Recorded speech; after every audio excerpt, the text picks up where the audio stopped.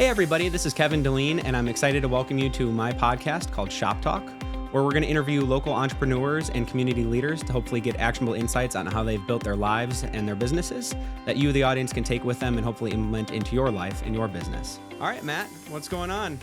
Not much. No, just roofing away. Yeah, we got Matt Carek from Elkhorn Roofing right here in our local community. And welcome to Shop Talk. You're our second guest of the series. Honor and a privilege. Appreciate it. Why don't you start by just telling us about you? I got that you're from Colgate, Wisconsin. You live in Elkhorn, and you have your business. So fill in the blanks. Sure. Yeah. No. So I grew up small town Colgate. That's northern Waukesha, right on the border between Waukesha, Washington County, and went to Harlan Arrowhead High School. Graduated from there and then went to UW Oshkosh for college. That's where I got a communications degree, and that's where I met my wife, and that's ultimately how I ended up back in Elkhorn. She's from Elkhorn. Her father owned Elkhorn Roofing, and I was working in Milwaukee, scrap metal. Okay. I was doing, I started off just on the scale there right out of college. So that tells you a little bit what a communications degree from Oshkosh gets you. So I was doing that. Then that company got bought off. Funny story. It was actually my dad who sold the company. He was the CEO of the company, or the CFO of the company. So he sells, or they decide to sell. He sells the job from underneath you? So he brokers the whole thing, whatever. He had been there for like 35 years or so. He was like, the last thing he did was sell the company. And so then I lost my job, which was... Thanks, Dad. Right, exactly. It was like, well, I get it, but this kind of stinks. But actually, obviously, it turned out to be a great thing because so while I was unemployed, it was maybe like 3 or 4 months. This would have been early 2000s. Okay. So jobs were hard to find for anybody, let alone, me, college degree with communications. There's limited things that you can really do with that. I'd be the first to admit my grades were suspect. I can tell you that as we get into it, I'll tell you that story. That's a better story. But yeah, so then Amanda's her name. That's my wife. Her brother, Andrew, he was manager at Farm and Fleet, wanted to leave his job, and Randy was either going to sell the company or give it to somebody, or whatever he wanted to do. So Andrew asked me if I wanted to do roofing with him, and I obviously wasn't doing anything else, so I didn't know why not, right? I didn't know left to right about roofing. But it was always a thought of mine to be nice to, I was never good with taking direction. Is that going to the schooling a little bit? Perhaps, right?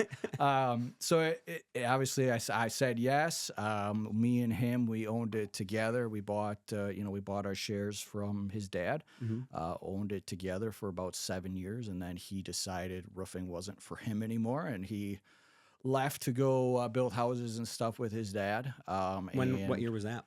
That would have been 4 years ago. Okay. So then that's when I bought his shares from him. So Gotcha. That's when I became we were 50-50. So now I 100% myself. And now he works for me. Okay. All right. So he did the houses thing.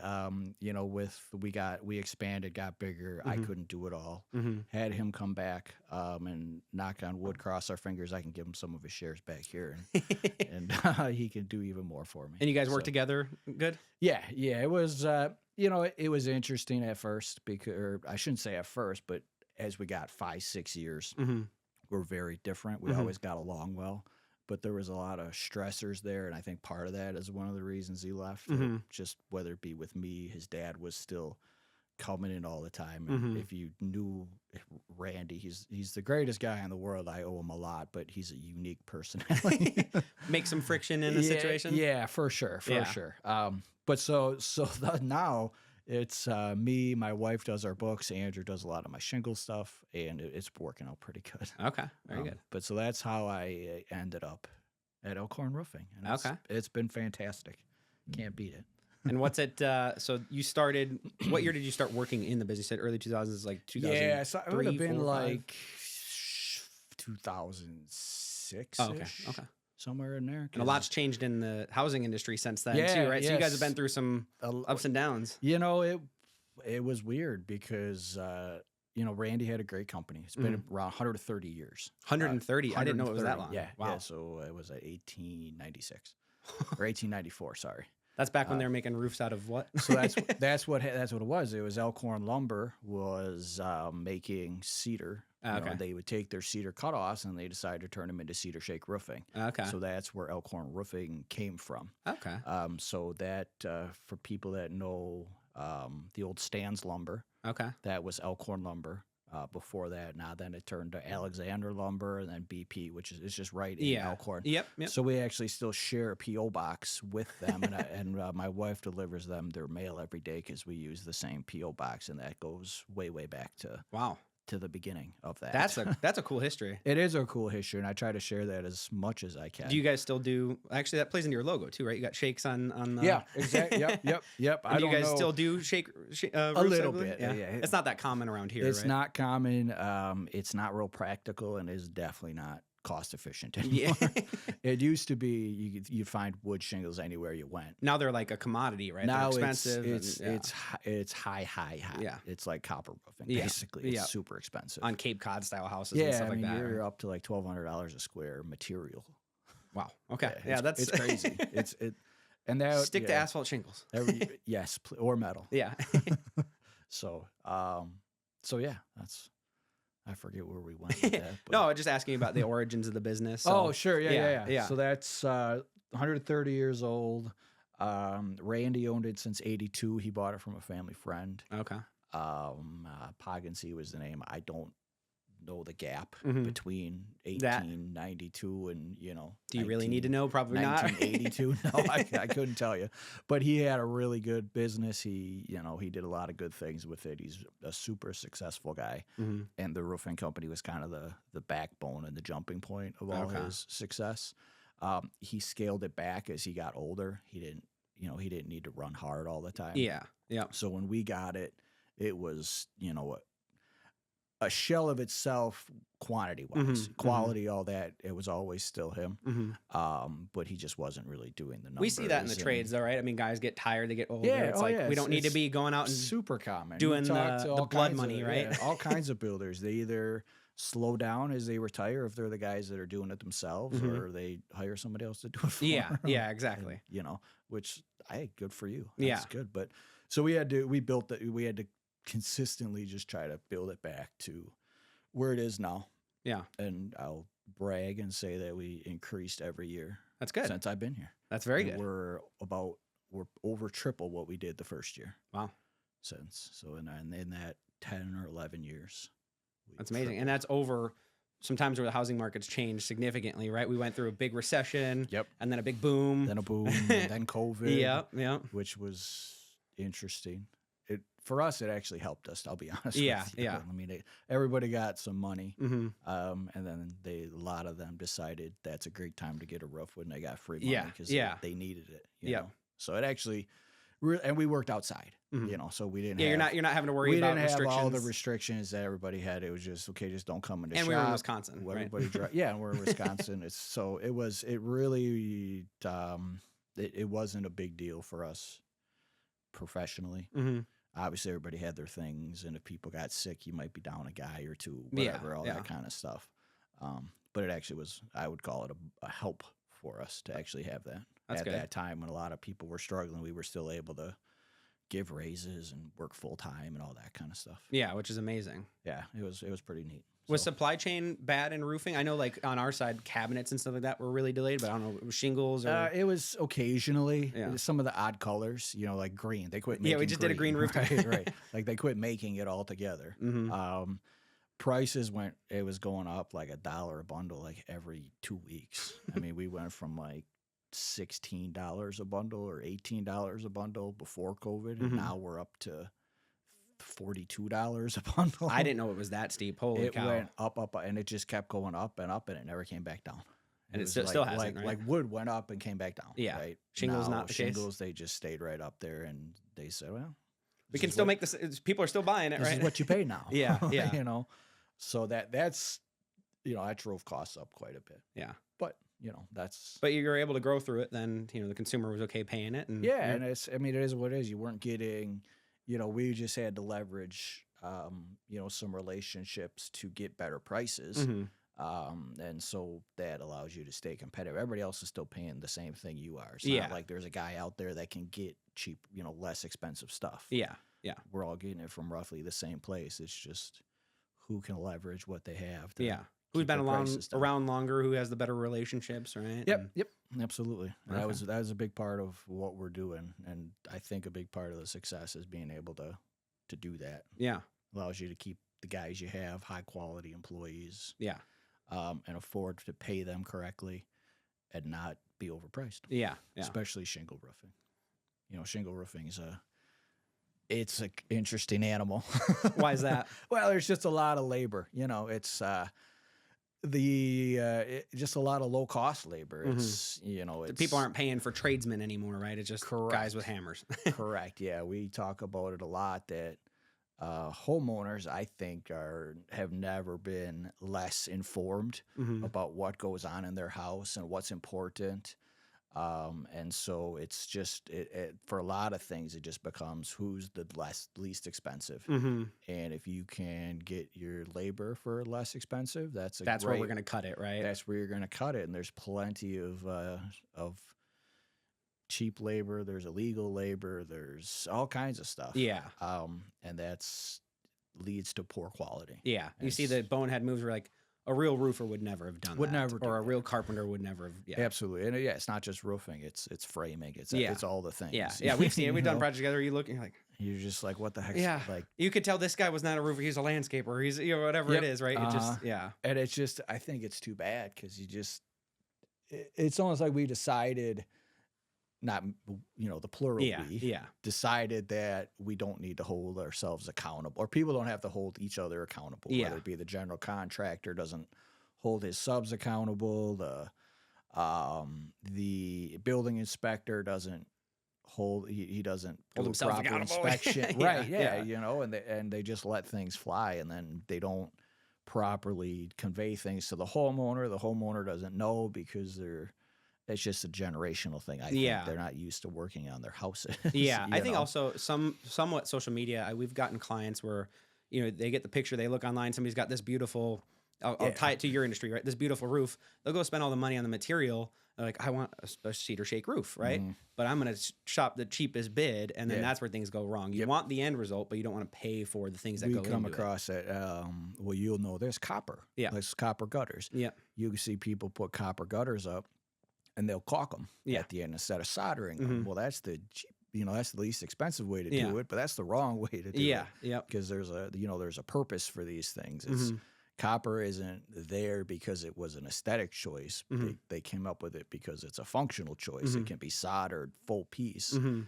And if you take that away from it, you might as well put aluminum up there. Yeah, you're just wasting money at that point. exactly. right? Yeah, you just defeated. You took a premium product and you just made it a very, it's a cheap product at that point. You took a know? 100-year metal and you put a 2-year caulk on it. Yeah, right. And it's not like copper's like steel where it's hard and it's really soft. Yeah. And if a branch hits it, it's going to bend. Yeah, you yeah. know, it's not necessarily the greatest material for being outdoors. Yeah. But because it can be soldered to one piece, it can be very useful in the right situations. Mm-hmm. But if you don't utilize that, well, you just defeated the whole purpose Yeah. of it. And nobody conveys that to a homeowner. Yeah. You know what I mean? And there's a lot of tradesmen that don't know how to work with it properly anymore right, either, right. right? We've seen it. We've just projects you're looking like, why did they do we'll- that? We'll And it say was- yes and figure it out later. Yeah, right? exactly, right? And it's like, You know. okay. I mean, there's some power to that, but not in every Right. application. No, we do it all. Yeah. There's certain things but you got to have that basic knowledge and skill set Yeah. to be able to execute those things correctly. Not blind confidence. And you have to care. Yeah. Right. You have to care that at the end of the day, I know what I'm putting on. I'm going to warranty it. I'm going to stand behind it. Yeah. I'm not going anywhere. And I'm going to do the homeowner a service, not Yeah. just put it on, collect the check, and then, Bounce. peace out. Yeah. Right. Yeah. Kind of a And thing. I think, to your point too, I've been in situations where I'm like, I'll figure it out. And if it goes wrong, I know that I have the network of people to leverage Yeah, to make right. sure I get it done Absolutely. right. Yeah, no. And there's power in that, but to just do it and take the check and bounce, wait your 1 year or 2 your warranty's up and leave. It's like, that's Right. not No, how you yeah, shop, no, right? I didn't mean to misphrase it. Yeah. You absolutely just say, okay, I'll take it and we'll figure it out because we have figured it out before. We Mhm. know all the different options are. We might not be able to look at it and say, well, this is exactly what it's going to be. Mhm. but and like you said, you have the network and the resources to properly handle that. Yeah. Even if you get yourself in a little bit of a pickle. Yeah. Oh, absolutely. Yeah. Well, things are always changing. Yes. You open up a house and you never know what you're going to find. Yeah, for sure. That's kind of the fun part about at least this area. There's a lot of picking up the pieces from other people, and you get to see. It's almost fun, right? You get to see how bad it was and how you can come up with a solution for it. Every house is unique. Every problem's unique. It makes for an interesting work day. Yeah, it's well, and then you learn because we can tell you why roofs leak because we see it all the time. You know why something lasts 10 years and why something lasts 20 years and why it lasts forever, and you see all the differences. The hard part's convincing people that knowledge and that extra labor is worth it. Yeah, it's the value proposition, right? Exactly. And that's like the you said, part. nowadays people sometimes just care about how it looks, right? Yeah, they'll even tell you that. Yeah. Like, sorry, your bid is good, but this other guy was 10 grand cheaper, and it's whatever. Yeah, does it look good? Great. Yeah. That's all they care about. We always joke in shingle roofing, as long as there's no nails on the ground, they don't care. Yeah, that's fair, right? Does it look like a roof? Yep. Does it leak? No. Did I pick up nails? Yep. All right, we're good. They might, even though that person might have done things that make a roof last 10 years. And then we get the phone. That person doesn't answer the phone. We get the phone call in 12 years, and I tell them, well, your 30-year shingle is now a 12-year shingle. Yeah, because they did this, and this, and now we got to replace it. Yeah. And that's the unfortunate part, because the people that do the work, it doesn't ever come back to bite them because it's so far down the road. Yeah. They're moved on. They've already done their thing. Yeah, I guess that's that's the hard part with roofing is typically your wear out period is a lot longer than most people can put a roof on that doesn't leak. Right away. Yeah, it's going to be a 10-year roof or a 15-year roof, which seems like a long time, but when it's supposed to last 30, 35 that's years, half life expectancy. It's half, right? And so it's just it's just part of the nature of what it is these days. Yeah, things you got to battle. It sounds like you're rolling with the punches. Yeah, we try.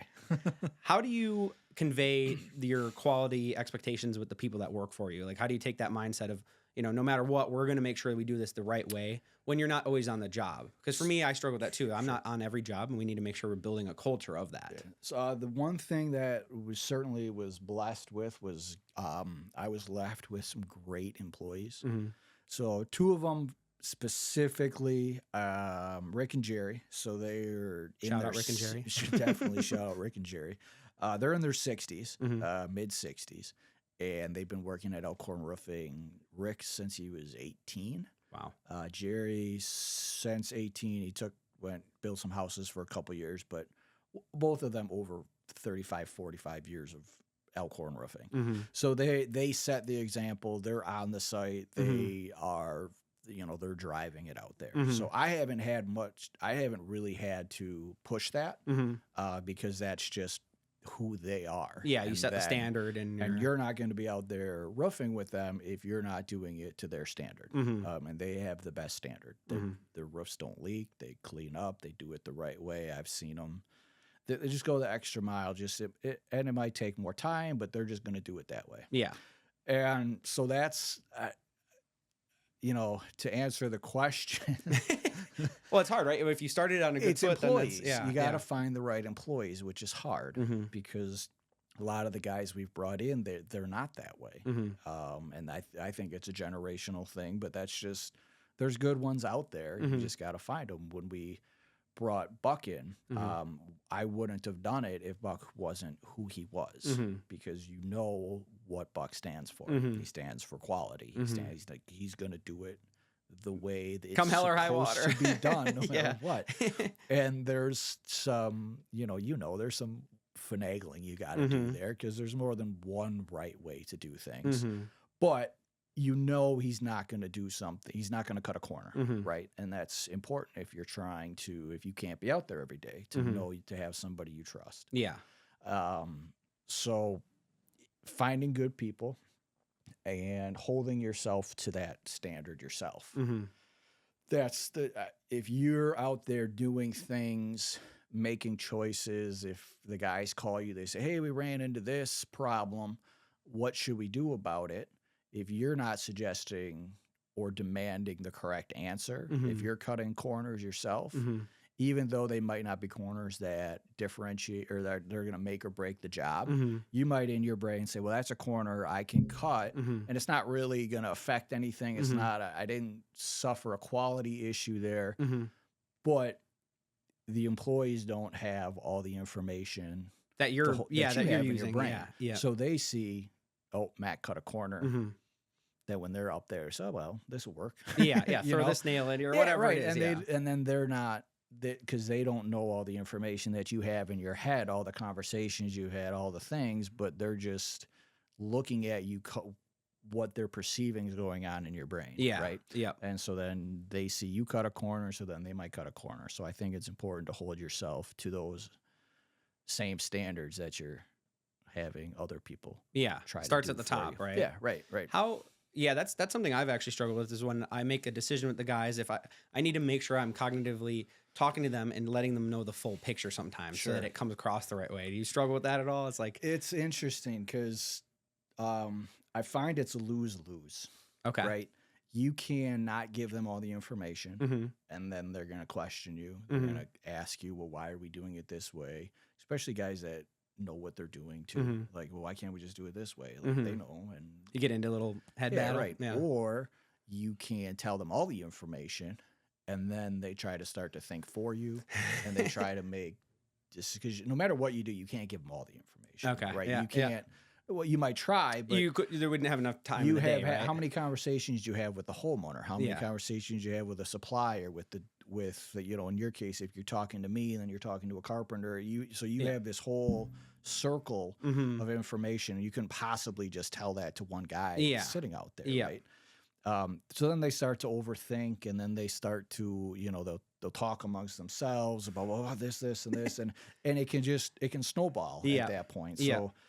I don't have the right answer for that. It's something I struggle with all the time. It's like, well, do I tell them everything? Do I tell them nothing? Do I just tell them just go do this? Sometimes I just wish they just just go do what I get a single focused mind, right? Yeah. Right. And just do that. I'll handle the rest. If you just do this, we'll be fine. Yeah.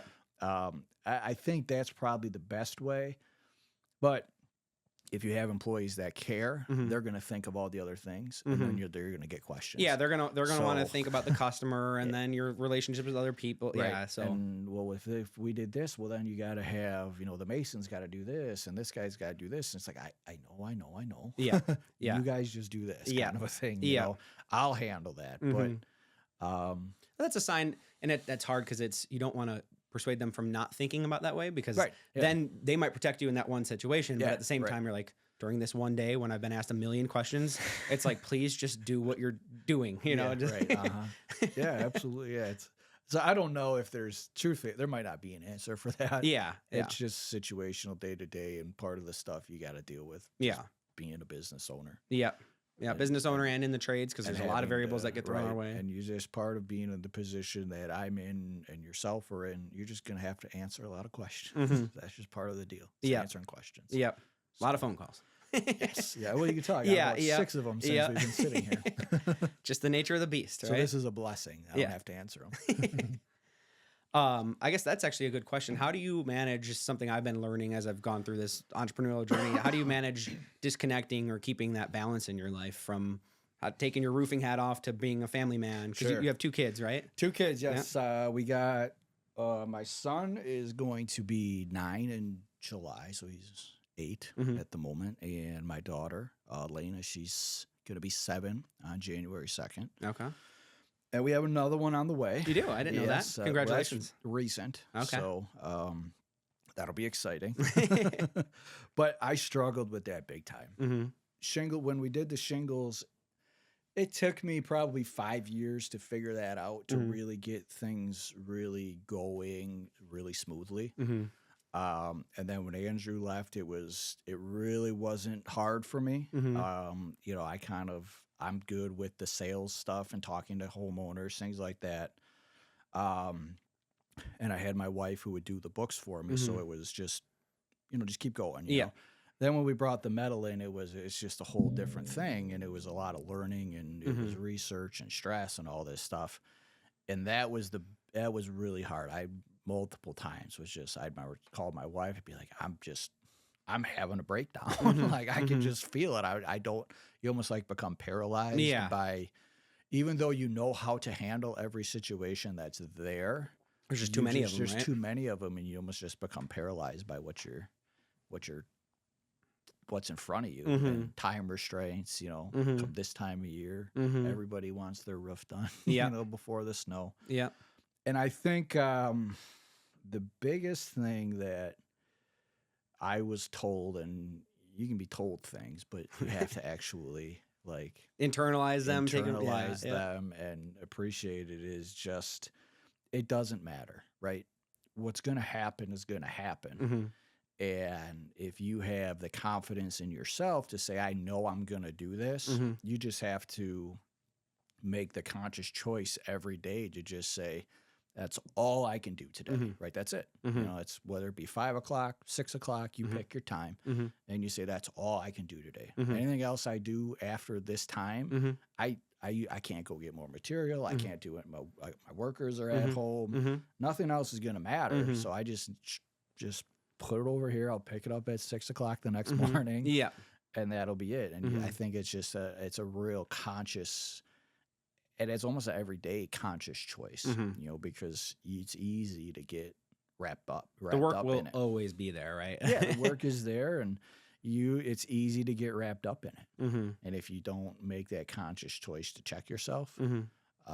that's when that happens, I think. Mhm. So I just try to daily just make that choice and Mhm. and know that I'm making it, right? Not just go home and, put on a smiley face or something. Yeah, It's where you're like, not mentally there. You got to be in the moment. right, I'm actually right? going to I'm going to stop, and I'm going to say, that's all I can do today. I'm Mhm. going home. Mhm. And just even verbalizing that, or mentally taking that 10 seconds to say that to yourself, Mhm. at least it helps me just turn that page then, Mhm. and just kind of leave that stuff be. Yeah, that's smart. I think my opinion is the better I've gotten at that, the better I've been in every other aspect of business. Yeah. When I can learn how to de-stress or compartmentalize things and just be in the moment with whatever I'm doing. If I'm working, I'm working. If I'm with family, I'm with family, right? And it's Right. try not to be thinking about them all the Right. time at the same time. Right. Yeah, no, for sure. My kids make it easy. They're, they're fun. They're, all the good stuff. And my wife's, she's a rock star. So And she's been in the business, so she gets it, right? she doesn't fully get it. She understands the books, but she, so she does, we send our kids to an option school right in Elkhorn. It's 3 days a week. It's affiliated with the public school, Okay. but it's a charter school. Okay. So then Mondays and Fridays she's with the kids. Okay. So That's and nice. she loves doing it. She hasn't worked for an employee or for an employer for 7-ish years now. She was a nurse. She was much smarter, made much more money than me. It's kind of funny, but anyway. It's she's more than qualified to do anything she wants.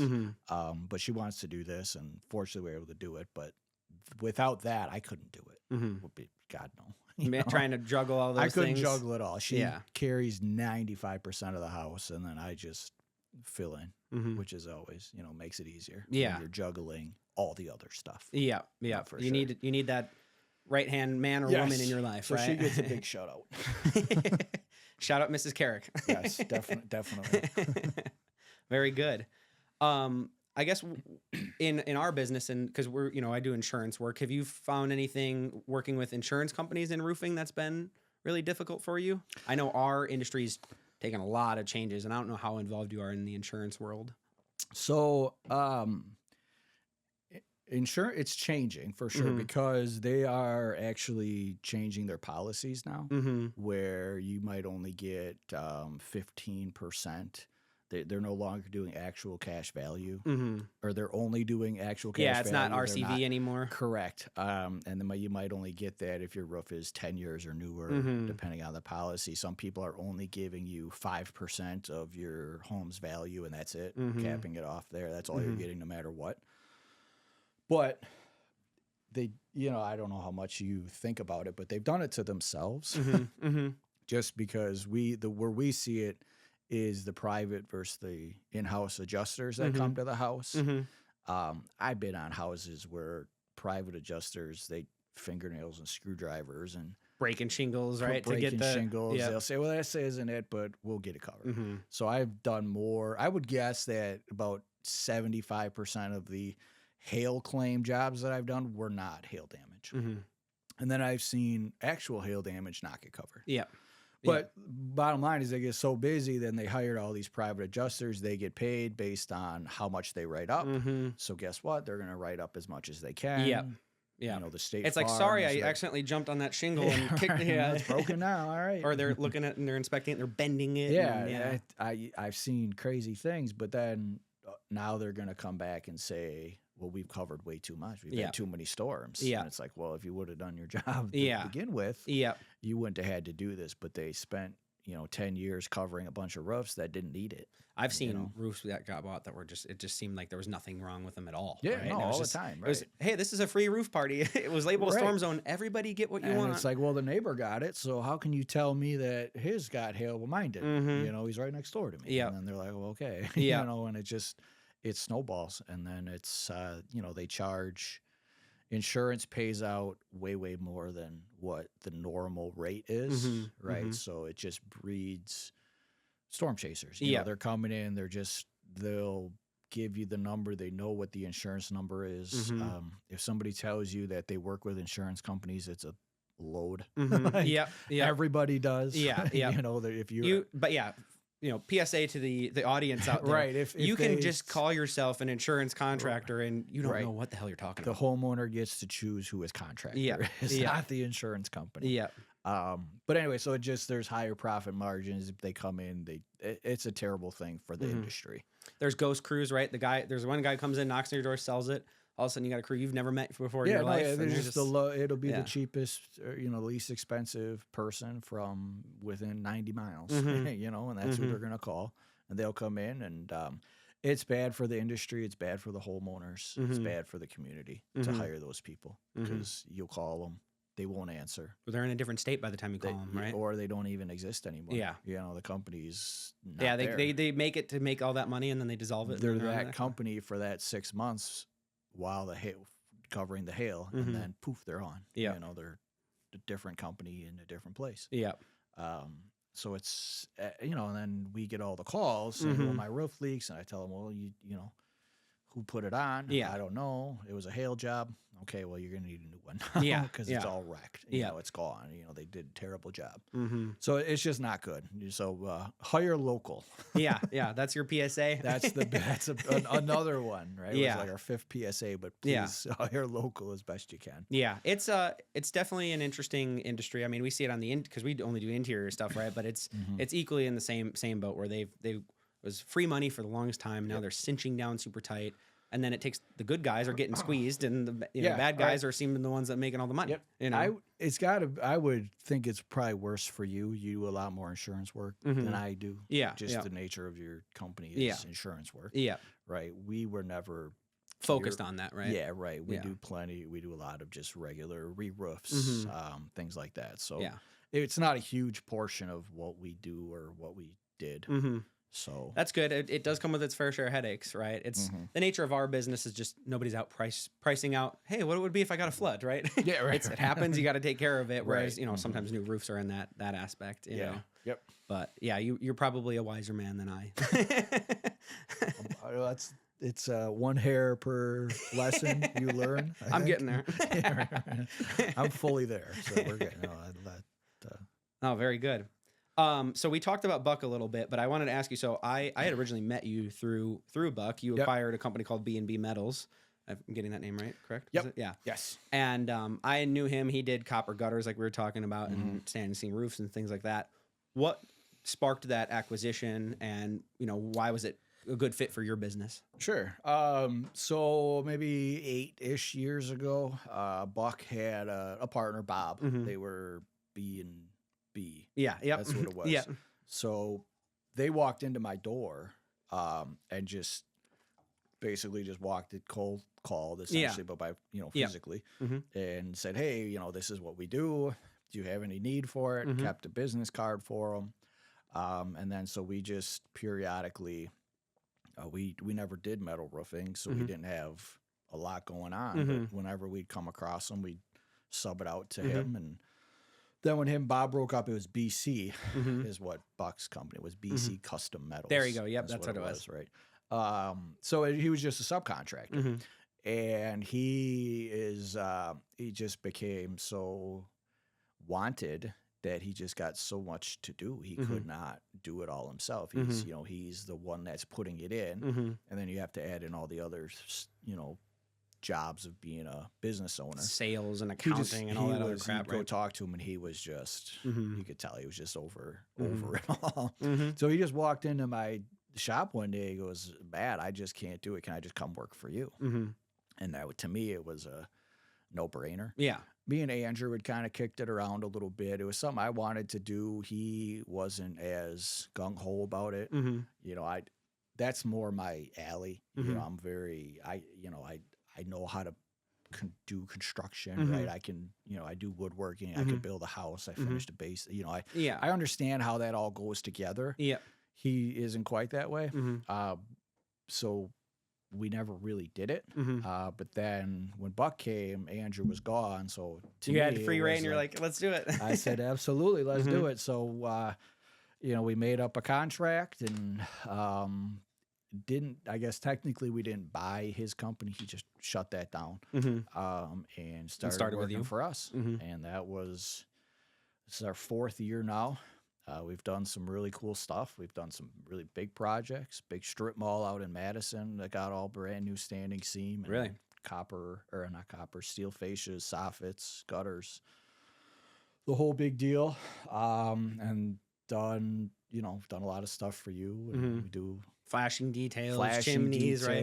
We've done some real custom work too. We've, me and Buck are kind of from the same. We think similarly, and we like working out the problem to solve it. So we've had a customer come to us with some like window trim, outside corner posts, and we developed this whole like interlocking snap together system with steel to wrap all his windows. And are you familiar with Nichiha siding? I've heard of it. I don't know much about it though. So it's basically a vertical panel siding made to look like wood, essentially. But it comes with this extruded aluminum trim package. Okay. And it looks awful. Then you take this beautiful product and slap a crappy trim on it? So the homeowner's like, I hate this stuff.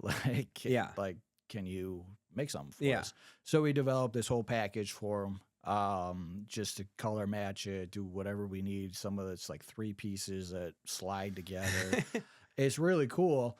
And then kind of the tip of the cap was that then the Nichiha rep came out and he goes, oh, this is better than what we do. There you go. Yeah. So that's the fun part to me with Buck is just being able to, what's the problem? How do we bend it out of metal? I'll write a bunch of things down, like 12 ideas of how we could do it. And he'll say, can't do this one. Can't do this one. This one interferes with the brake. Nope. And then we eventually will dial one in. If it can be done on a brake, he can do it. There's artists out there, and he's a metal artist for sure. Right. The stuff he can build is insane. He does a lot of decorative stuff. I mean, chimney caps that's his bread and butter. We get calls from Chicago. He's going Manitowish Waters. I mean, all over the place for those things. And and they're all, it's Buck, so it's done the right way, not a corner cut. No matter how small.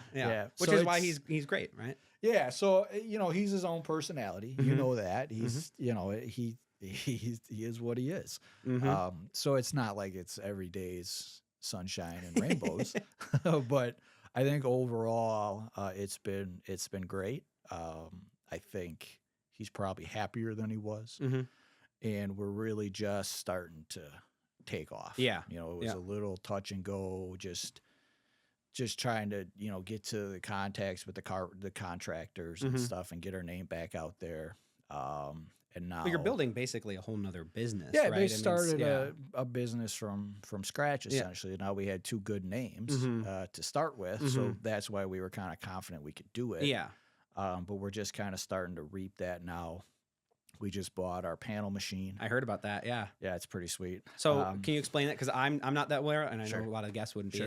So when you talk about standing seam metal roofs, that's high-end hidden fastener roofing, so no screw-down panels. you need a continuous roofing panel. So there's no seams in your panel. So from the bottom to the ridge is one solid piece. And then they have to connect in a way where there's no exposed fasteners. Okay. So your typical process would be to measure your roof. You call up somebody that can make the panels. That has that machine. That machine. You call them. You wait 3 to 5 weeks. They have to ship them to you.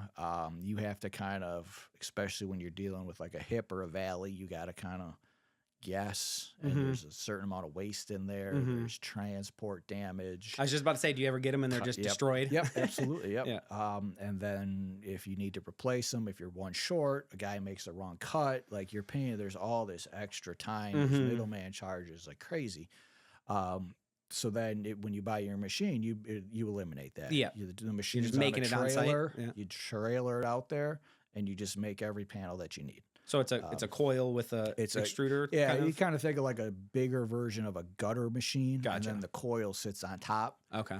You're like talking like 2,500, 3,000 pound coils that sit on top, and then it just comes through the machine. There's some tooling that goes through there that bends the different profiles. And you can stuff can you do different types of metals, or only steel, or what's? No, you can do copper in those. You can do stainless in those. Okay. It'll be too beefy for aluminum. Okay. I don't know why you'd put aluminum on your roof anyway. Yeah. But yeah, no, it's a high end machine, high end product. And it basically takes our material cost, cuts it in half or more, depending on the job. So you're more competitive, and also I got to imagine the jobs go smoother, because imagine calling a customer and be like, yeah, we waited 6 weeks to measure your material, got here, and now it's all destroyed because it got damaged on a truck, or hey, we took a bad measurement, now I got to wait 4 weeks to get one panel because your distributor isn't going to, once he runs your stuff, his next job might be a completely different panel. Yeah, so they don't have that coil, different profile, the coil's off. So he's going to run all that stuff before he finally switches the machine over. He's going to charge you $200 to do that again for one panel. And it's just, it's so many drawbacks to it. When did you get that machine? Halloween. Okay. So we've used it one job so far. Okay. And we used it today actually too already. All right. So we got some lined up this winter. We're excited to use it. There's no. You can look on our Facebook page, our website. I got videos, pictures. I know. I actually was doing my research here, and your website has some great photos on there. Seeing all the high end work you guys have done. Yep. So I post most of the videos and stuff just right to Facebook. Okay. We're working on that other stuff. I got a company that keeps getting on me about doing that. But you got to get your photos on your website. Just wait till winter. We'll be there. Yeah. So there's no climate restrictions for that? Like the metal doesn't shrink or anything like that? It does. So that's part of the knowledge of what you need is metal will move. It expands and contracts. So you have to be able to allow for that. That's part of the system that we're putting in. We're not fastening panels to your roof like a barn panel. Yeah. Otherwise, they'll get so tweaked from all the different movements. You got the building's going to move, the wood's going to swell, the metal's going to swell, it's going to shrink, all kinds of stuff, and it'll end up just oil canning, which is essentially twisting. And then aesthetically, it's going to look best case scenario, aesthetically, it doesn't look good. Yeah, yeah. Worst case scenario, put so much torque on the seams that they pop open. Okay. Have you seen that before? Yes. Okay. Yes, definitely. Was that is that a residential house that you've seen that? Yes. How was that news to break to the not homeowner? Good. Hey, your guy really screwed up. Yeah. Well, because that's the biggest thing. So you have a regular barn panel, which is screwed out, and everybody sees them. Yeah. It is what it is, right? Yeah. You shouldn't. You're not needing to do high end. You shouldn't be put it on a house, but for a barn, you go ahead and do it. Yeah. That's your prerogative. Yeah. But what the big thing is, there's a panel that has a nail flange on it. So it's a hidden fastener panel, but it has a nail flange. So on the one side, you just nail that or screw it right down to the roof deck. Okay. So it's fastened every 12 inches. That's what holds the system down? That's what holds that panel down. And then the next piece covers it, and that's what covers your fastener. So they call it hidden fastener. But because you are so fastened to the roof deck, when that building moves and when the panel moves, it can't move there anymore. Okay. So it moves at the seam. So then it forces all that torque onto your seam, and it pops open. It's like an ice heave, right? Where two things meet and just... So I had actually asked my manufacturer about that panel. We not, for the reasons we just said, we're not putting that on. But I asked him about it, and he goes, I can't tell you not to put it on, or he says, I'm not going to talk bad about it because we offer it, but I wouldn't. This is a phone call, or this conversation we have off the phone. This was the president, the owner of the company, is telling me don't put it on your house. Yeah. Or don't offer it. Yeah. So I think that's all you need to know about that. It's good for a barn where you're not having. So just the difference being what we're putting on is a clip. The clip holds the panel down. It's latched to it. The clip is screwed to the roof, but then there's a wiggle room in there. There's an 1/8 inch either way, so the whole system can move without putting unnecessary force or torque on any of the metal. So it's a floating clip system is what it's called. So it can withstand our wonderful climate we have here in Wisconsin. And then you're hemming everything around all your drip edges, so it could withstand a hurricane. But it can also move with the temperatures. Which we get here, right? We get 100-degree days and negative 30-degree days and tornadoes. We have 80-degree temperature differences in one day. You know? So you got to be ready for that. Wow. And account for it, for sure. So you're looking forward to growing that portion of your business? Yeah, no, we're excited. We got work lined up for the spring to utilize that. The more, the merrier. Yeah, right? Now you got it. You want to keep it busy. Every day that's not the reason there's only like 3 or 4 places you could get them within, Wisconsin and Illinois. So it's because it's a very expensive machine. Yeah. So, it took a while to get it. We always knew we wanted one, but now it's better utilize that thing to get the money back as fast as we can. Right? Right, exactly. I made that mistake early on in this business. We bought a dry ice blasting setup, and it was the next greatest thing, and it was just I didn't do enough research to figure out if the demand was there for what it was. And it ended up making our service so expensive that nobody wanted to buy it, and then all of a sudden you're sitting on $75,000 in stuff that never moves, and you're like, okay, this is great, chalk this up to lessons learned, lick your wound and go home. No, I definitely wanted proof of concept first. Like, and I didn't. Can we stay busy doing this? And then once we get 2 years, let's see how much it would save us, and then make that choice. Yeah. So, and now we did those, and we made the choice, and I think it's going to be great and better for us, better for our customers, and hopefully, ultimately, what I hope is that it weeds out the people that are putting on the things that shouldn't be cost, there, because there's multiple times every year I have to go to a homeowner that has a whole new metal roof put on that's leaking, and tell them they need a whole new one, because metal roofs are non-forgiving. They're meant to go on once, and that's it. If there's a leak in it, if there's very, very rarely can you repair a metal roof. Usually it is full replacement, because once you damage one panel, the one it's attached to, in order to get it off, you have to damage that one. Yeah. And then that's like people in our business that think we can replace LVP flooring. It's like, no, once you pop those up, you're done. That's it. You're looking at full replacement. I had a lady this year, and we ultimately, unfortunately, didn't get the job, but it was a brand new roof. They did the flashing detail wrong where it tied into the walls.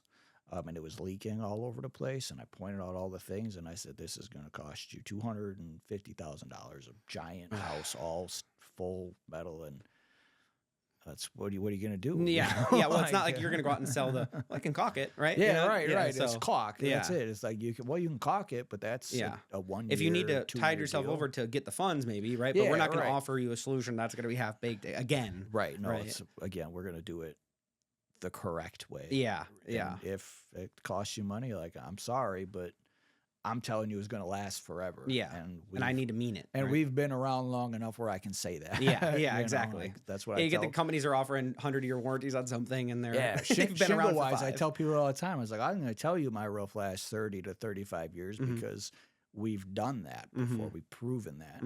Well, this guy says, and it's like, well, he's been doing it for 15 years, and he says he's never had a leak. And I said, well, because a lot of roofs last 15 years and then they start to leak, and then some last 20 and then they start to leak. So you don't know. It's my favorite is the satellite dish guys and the bat guys, the pest remover guys.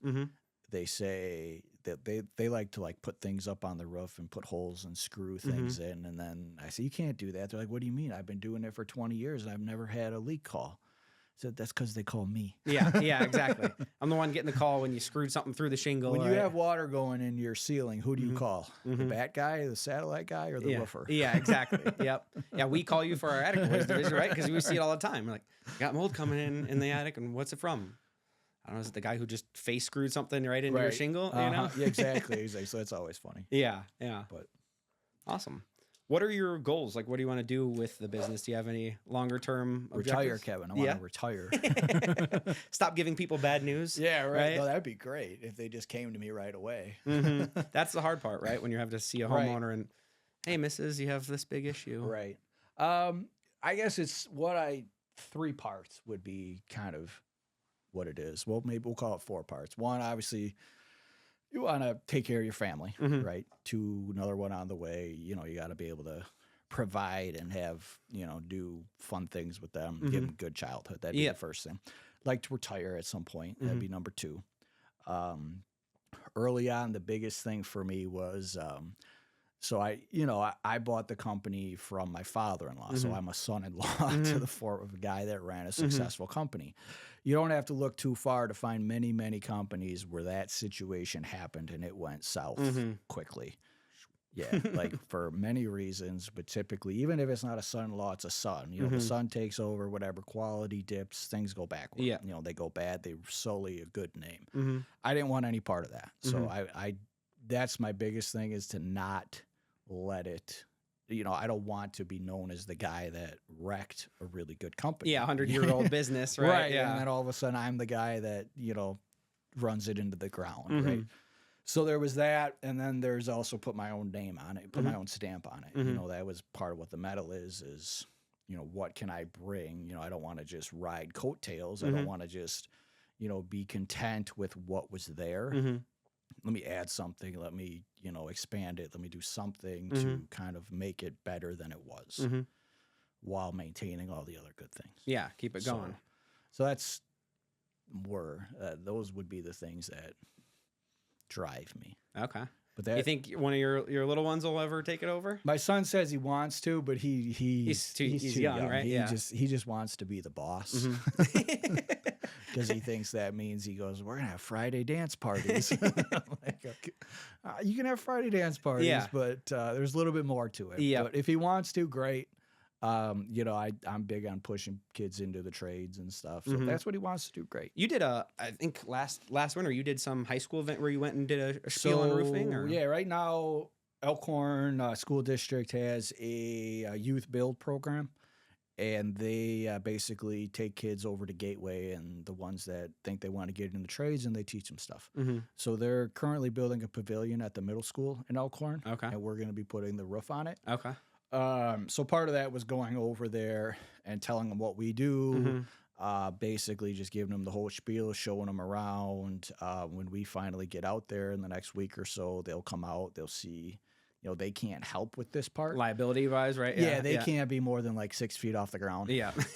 Which is not good for roofing. Yeah. So, which is fine, but they'll be able to watch us. I'll probably let them touch the machine, hit the buttons, run the coil. That's real, like, there's no issues there. Yeah. And so how old are the kids? High schoolers? Okay. Yeah, right. So that I got to go in and just kind of introduce them to roofing. Most people, especially that in high school, roofing is tearing off shingles and humping bundles around. It's not fun. But to be able to show them, the panels, the chimney caps, all the decorative stuff, the 500-foot strip mall that we did, the brewery that we did. Where you can stand back and you look at this and beautiful it's thing. Like, wow, that's really cool, you know, and, I didn't have to carry a bundle. Yeah. Which there's going to be days like that, but at the end of the day, you're building it's cool roofing. stuff. There's bad days, without a doubt. But you know what? There's also more you can do besides that. Yeah. And I think that was the biggest thing I wanted to stress, is that not only can you do that, you can make really good money too. Yeah. I told them, and I don't know if I asked Buck for his permission on this, but I said, I got guys that make over $100,000 a year. And it's like, there's not many people. If you would have told me in high school you could do that as a roofer, I would have had no idea. Yeah. Yeah. So just letting people know that whether it's roofing or plumbing or water restoration.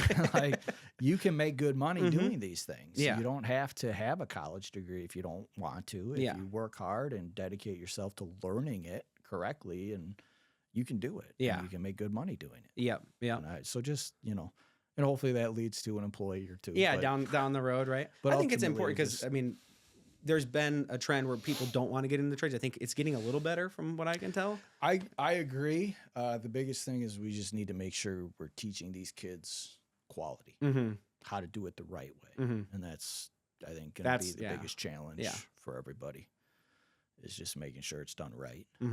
Otherwise, that's on the people that's employing them more than anything else. But it's important because they're going to be the ones coming out into the community and working on everybody's houses and building them and repairing them and installing HVAC and all that stuff. And if you don't teach them right, it's coming to your house. Yeah. You're pretty soon you're going to be at the receiving end of that I'm issue. going to need a new furnace in 10 years. So the guy in high school is probably the one that's going to be putting it in. So I want to make sure you want to make sure he knows what he's doing. Yeah. So to be able to support those, those programs, nothing I'd read, Yeah, it's a no-brainer for me to go out there, and I just trying to line up some other times to get them to come in and see some of the other stuff and just kind of get excited about it. Yeah. That's admirable. I try and do some of that, when we can teach people our business is not that sexy either, right? So it's important to let people know some of the other brighter sides. And get them excited about their future too. Because being in high school, I wasn't a straight A student. I knew I was smart enough to go to college, but books were never my thing. Standardized testing was never my thing. I could write a speech, but that doesn't transfer onto a test. So you're just like, well, what am I going to do? Yeah. You wanted to talk about that too. So what was your college life like? Oh, that's right. So, I was, I like to have fun. I was a regular, I was an athletic guy. High school was more about fun. I did just enough to get by. C's get degrees. Usually I just used I would, become friendly with the teachers and stuff just to, prop myself up a little bit.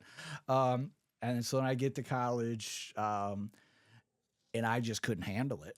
I was just out. I would go out partying. I'd hang out with my friends. I would skip classes. I would do all kinds of stuff. Too much freedom? way too much freedom. I was not ready for it. And again, I will credit there's two distinct points in my life that I can specifically point to that say this is when it changed for me. One, I had been on academic probation for 2 or 3 straight semesters. So one more semester and I would have been kicked out of college. And this was like my 3rd year. So I had to do it, right? Yeah. And it came down to one last test.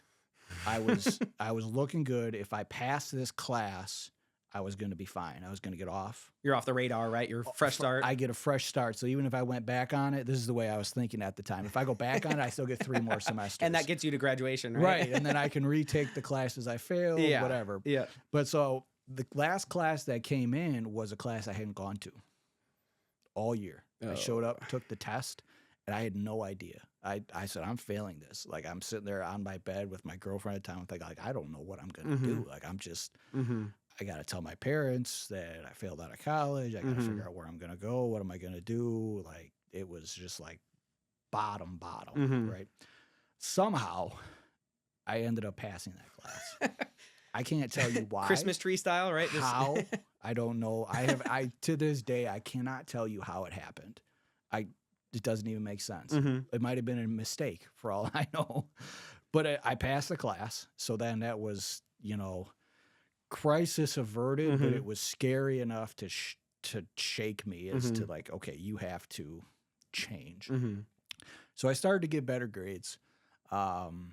And I'm not going to call them good grades, but I was above a 3.0. So my in-major GPA ended up like a 3.2 or something. So not great, but not horrible, we got the job done, I guess. Yep. But I was still going out partying too much. So at this point, I'm with my now wife, and she's like, you got to get your life together here. Like, she's like, I'm going to leave you. Yeah. Yeah. And so, of course, I was able to persuade her, use my speech A communication true salesman, skills, right? I could always get myself out of trouble. That was like my one calling card there, is I could finagle my way out of stuff. So I did that, but she's really good. And she's good for me. So she just, so that made a big difference because it was going to go backwards. You know what I'm saying? And without that spurred me to change and just become an actual like adult, you know, and shake you up a little bit. We don't have to go to the bars every day. We don't have to, you know, just stay home, play video games, whatever, you know, you can. There's things outside of party. Handle your stuff. And then if you want to go have fun, that's fine. Yeah. But you got to handle your stuff. And right. So those two things definitely, you know, without those two moments, I'm not here because then, you know, it was a lot of catch up because of all the damage I had done to my GPA and whatever. So I had to work myself back, but I always knew that if I had the chance, I was going to take advantage of it. I said, I just need a chance. So it was whichever direction it was going to go. It's not like I said, oh, I want to be this. Like I had lost that privilege to say, this is what I want to do. I just have to find a way to do something. Give me the opportunity, right? Right. So I just waiting for an opportunity to do something that I could take advantage of it. So this opportunity came. I had no idea any of it. What a rough, you know, couldn't tell you anything. My first day on the job, you could ask Rick or Jerry. It was interesting, but I knew I could work hard and I could do the job, and that's what I was going to do. So I just took advantage of that opportunity, and I wasn't going to let it go because I knew I'd burnt out my chances, basically. Yeah. You know, it was slim margins, and it was just you're either going to do this now or that's it. Yeah. And so that leads me, that point there guides how I run the business, right? So if you can say anything about me, it's that I'm a very forgiving person, and I give a lot of chances. Because you've been there, right? Because I've been there, and I know that it can just take one thing to change somebody's life completely. And I have, you know, we've had guys that have more than burnt out their chances, but I'm not that person. I'm not going to fire you because you made a mistake. I'm going to help you. I'm going to try to, what do you need? Do you need me to loan you some money today? Do you need me to buy you tools? Do you need a ride? Do you need an oil change? Are you behind on your rent? You know, that kind of stuff, because part of me says I don't deserve what I have because of all that stuff. So I feel I don't want to take advantage of that. And I work hard to get back where I was or where I am for sure. But I also probably don't deserve it. Yeah. You know, people come into your life and they help you out in those situations. Right. And you want to be that. If one of my guys is behind on rent, even if it's because he's got problems or he drinks too much or he's whatever. It's not the point to me. It's about, if you're going to work for me, you're going to be, you're part of my family. You're part of, it's a small business, it's a family business. That's just what we do. We're all connected, right? Right. And I'm not going to just throw you out for it. At the end of the day, you're all here making me money. You know, and you're doing the work with me. Yeah. So I try to incorporate that as, you know, it's a daily thing. It's a struggle at times. But it's important to me. And a part of that is my faith too. Yeah. I don't know if you knew that about me. No. I wouldn't say I'm a religious person. I'm not a scripture reading religious person. But I use it to guide the type of person I want to be. Yeah. Who I am, the choices I'm going to make. Yeah. And that's a huge part of who I am. Just helping. I try to help people as much as I can, because I wouldn't be here if I was without people helping me. Yep. And giving me second chances and third chances and fifth chances. Yeah. And chances I don't deserve and all that kind of stuff. And I just see myself and so many people in the trades, because it's a lot of people that didn't get straight A's. Yeah, they were the outliers, right? Late bloomers, people trying to figure it out. Most of them are good kids, good people. They want to do good now, but they've just, they didn't quite get there on the right schedule, And I just know it can just take one thing because that's me. Yeah. It literally, I told you 2 points in my life I can say that's when it changed for me. Yeah.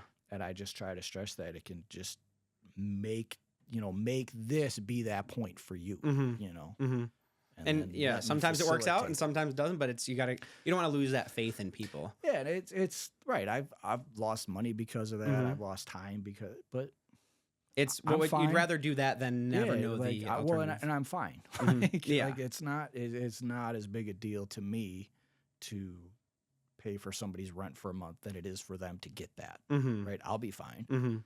They might have just changed their whole thing. Yeah. Yeah. So it's funny you say that. The first episode was with my dad, and one of the principles he's kind of imparted on me is the golden rule when you're working on a business, right? You want to treat other people how you want to be treated. It's the same thing like you, right? It's just so important to make sure people know you're with them and on their side, and that you're going to do for them what you'd want them to do for you. And that's I think it's important that you run your business that way. It's awesome. Well, and truthfully, I think it's more than that. I think it's I'll do more for them than I would do for myself. Yeah. Right. I'll make $0 if it means like being able to keep a local crew. We're all local, right? It's you're not hiring guys out from anywhere, right? Right. We're paying guys more than what they'd get anywhere else. They're all, and as long as they give their best effort, I don't mind paying them more every time. And I always stress to them, the more we make, the more you're going to make. And I truly mean it. It's hard for people to believe that sometimes when you're just saying it, but I don't know how else to portray that to them. Yeah. But it's the truth. And I wish everybody believed it, I guess. And it'd be, because it's very true. And I think it just leads to a better environment if people got your back. Yeah. Right? Yeah. You're not worried about when you come into work, somebody screwed you over or something, right? Right. No, for sure. That's amazing. Well, it's a testament to you and the business you've built and the people you have around you. Also to your wife. Mostly her. No, very good. Yeah. You got anything else you want to talk about? Oh boy. I guess we hit a lot, didn't we? We did, yeah. We ran the whole game. I learned a lot about you and your business, and good. I always knew you did good work, but I didn't know the man behind the scenes, Yeah, it's been interesting. Like I said, how often do you get to take over a 130-year-old company? Yeah. Never. Yeah. Right? And then do what you're doing is by actually fulfilling it and keeping that legacy going. You know? Yeah. No, and what was the other choice, right? Yeah. Especially in small town Elkhorn. If you knew my father-in-law, everybody knows who he is. Randy Smith is his name, and they've been in Elkhorn their whole lives. If you come across a person in Walworth County, there's a good chance they know who he is. So we're a large geographic county, but very small. Yes, and especially back in the 80s, 90s, it was tiny. You couldn't. Everybody, they all would meet at the bar, and that's where all the deals would get done, and it was totally different than it is now. But I wouldn't be able to show my face if I messed up. But no, like I said, that's just, I thought it was, to me anyway, it was common sense that if you're going to do it, that's the only way you can do it. Yeah. You got to do it. And I just, lucky that I caught on fast enough. Yeah. Learned the trade. Yeah, right. So it's been good. Good. No complaints. That's amazing. So where could people find you if they need to get in touch? Website, phone number? Yeah, no, we're all over the place. So we got website, elkhornroofing.com. You got the phone number, 262-723-6773. We're on Facebook. Pinterest is coming ASAP. All right. YouTube, I think, they're running that out. But mostly website, phone calls, email elkhornroof@charter.net. All right. And then Facebook is where I put most of the new updates. Testament from us. They do great work. We wouldn't use them if they didn't. And and we appreciate it. Absolutely. Well, amazing job. Thank you for coming on. Yeah, absolutely. Thanks for having me. I appreciate it. Yeah. And good luck with the rest of this. Thank you. Hopefully, low bar now. Yeah. So everybody else can very high just bar. Go above this. Well, thank you. All right. Thanks, Kevin. All right, folks. That's all the time we had for this episode. We're going to end it here and hopefully catch you on the next one.